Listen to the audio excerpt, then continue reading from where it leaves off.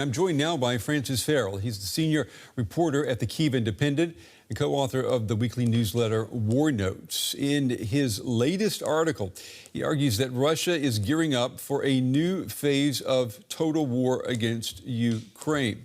Francis, it's good to have you on the program. Let me just ask you, when you use the words total war, tell me what has fundamentally changed here?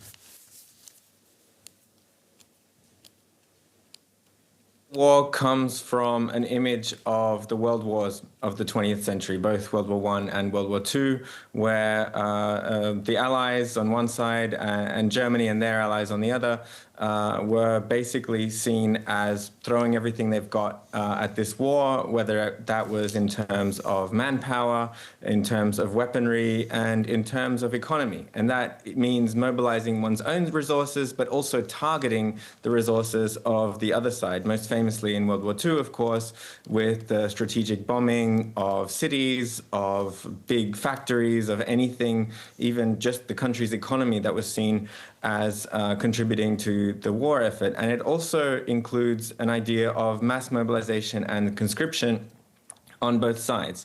And so far, what we've seen is that this war has of course been existential for Ukraine. Russia, in their propaganda, calls it existential, and we have seen massive strikes. We have seen massive casualties, the biggest kind of interstate war since World War II, perhaps. But we haven't seen that kind of total mobilization that has brought about the term total war. But in the last few months, we've seen two things, especially from both sides. We've seen attacks on the economy, whether it's Ukraine going after oil refineries, going after logistics hubs of Russia's Amazon wild berries, and Russia responding in turn with attacks on Ukraine's ports. Those are the ports that are feeding much of the global south with grain, exporting a lot of resources, attacks on petrol stations, supermarket chains, logistics warehouses as well. And in the future, probably going to mobilize forcefully inside Russia, which they've been really holding back from for the last week of war. When I hear you say all of that, Francis, I have to think, okay, today was Ukraine's, fifth Independence Day since the full-scale invasion began. And by the sounds of what you've written and what you're saying, these won't be the last celebrated under the shadow of war. Yeah, it's true. I mean, things have been looking up for Ukraine in this year in many ways. So first on the front line, where Russian advances have been much slower since compared to the year before and the year before that. Normally spring and summer is the time traditionally in war where you really pick up speed, and that's been the case here in Ukraine. But they haven't done that. Ukraine's actually taken back almost as much territory as Russia has taken themselves. And of course, this offensive pressure that Ukraine has put with the deep strikes on oil refineries, the fact that we're seeing, lines for petrol in Moscow, cutting off Crimea from logistics, these were all designed to hopefully push Vladimir Putin to the decision to maybe wind down the war because the costs were just getting too high. But unfortunately, we do see that he seems to be doubling down with strikes on Ukraine's economy and mobilization, and that means a lot more war.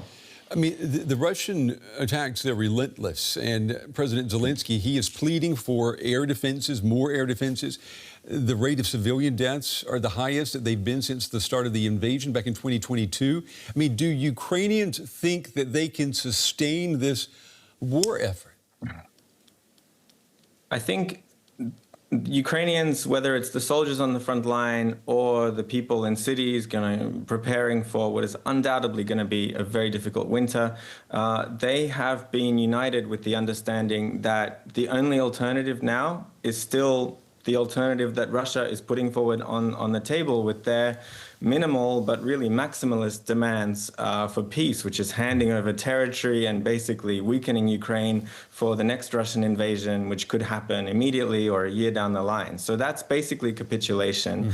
And Ukraine as a country, there are tensions, there are issues, but they understand that for now they can't let go, they can't relax or just sue for peace now, because the only alternative is still going to be capitulation and even more disaster down the line. Is this, Francis, is this, though, still primarily a war for territory, or is this increasingly a contest to break the other country's ability to function? I mean, it seems like Russia and Ukraine now have maybe resigned themselves to something even worse than a war of attrition. They're going to try to make each country unable to function. I think I would agree with you in some sense. I think the front line is still super important, because that is where, you know, Russia's ambitions to take the rest of the Donbass, for example, are continuing to continue, but also continuing to fail. It could be years before they take that whole region, and they're still trying, and they're still losing, you know, upwards of 1,000 soldiers per day. But in the meantime, as you say, we have entered this newer kind of total war phase. And what that means for the people, the populations and the leadership on both sides, it is that it's almost a contest of wills. And that's what I always say about what a secure peace for Ukraine really looks like. It's not about retaking territory. It's about breaking Russia's conviction that it can break Ukraine. Francis Farrell, senior reporter at the Kyiv Independent. Francis, we appreciate your time and your insights tonight. Thank you. Good to be here. Thank you. Ukraine's President Volodymyr Zelenskyy today delivered a defiant message to Moscow, saying that his country will not back down until there is a just and lasting peace. The strong words from Zelenskyy came during an address to mark Ukraine's Independence Day. Today marked 35 years since the country broke free from decades of Soviet rule. European leaders were on hand and pledged more support for Kyiv's defense against the full-scale invasion that Russia launched 4.5 years ago. Paying tribute to the fallen, President Zelenskyy met relatives of soldiers killed during 4 years of war. During the Independence Day ceremony, Ukraine showcased its military hardware, including drones and fighter jets. In his national address, the president urged allies to provide their full support for his nation's struggle against Russia. We're not asking you to fight for us. Give Ukraine everything it needs to stop this war, to stop it faster than Putin can start the next one. To prevent that, we must act together. Europe must be Europe, united, ambitious, and brave.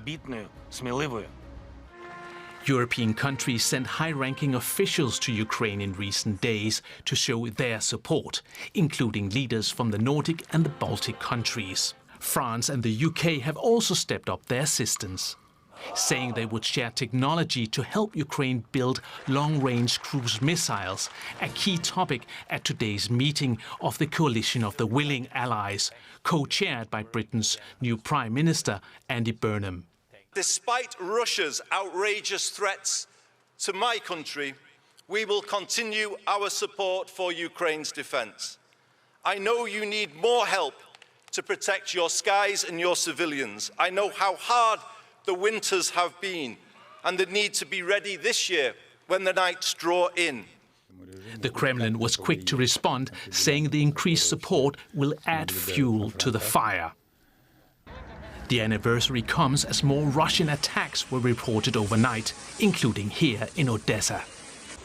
Meanwhile, US-led peace talks appear to have stalled, while the weekly toll of civilian deaths has reached its highest level since Russia's full-scale invasion. For many here, Independence Day is less about the past than the uncertain future Ukraine is fighting to secure. Well, a short while ago, we asked our correspondent Nick Connolly what he makes of UK Prime Minister Andy Burnham handing out classified information to build missiles.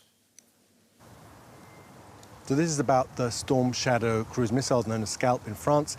Ukraine has received repeated deliveries of these missiles in recent years, and they've been used to destroy things like Russian command posts in occupied Crimea, weapons factories deep inside Russia. And this is about helping Ukraine to make its own weapons. So obviously that doesn't mean that these will be ready anytime soon. Lots of speculation here also about whether Ukraine will even try to produce these kind of weapons in the country, given the vulnerability to Russian ballistic missile strikes, given how low those stocks of Patriot interceptors are. So maybe Ukraine will set up production somewhere in a safer location. But certainly this shows quite how far Ukraine Ukraine's come in terms of trust, right? That countries like the UK are willing to share some of their kind of most valuable technology with Ukraine, that they know that Ukraine will hold on to technology, that they won't put that know-how at risk in a way that the Russians could then easily copy it. I think that is important, but right now the main priority for people here in Kyiv is air defense, because basically in the last 6 months we've gone from a situation where most ballistic missiles, or at least 2/3 of them on average, were being shot down over Kyiv to basically none of them being shot down. We're in a situation right now in Kyiv where the Russians have left off for the last day or so with all these foreign leaders in town. But as soon as those leaders leave tonight, the expectation is that Russian attacks will once again start, back on track, and we'll have people here in Kyiv down in the metro tonight and the nights to come.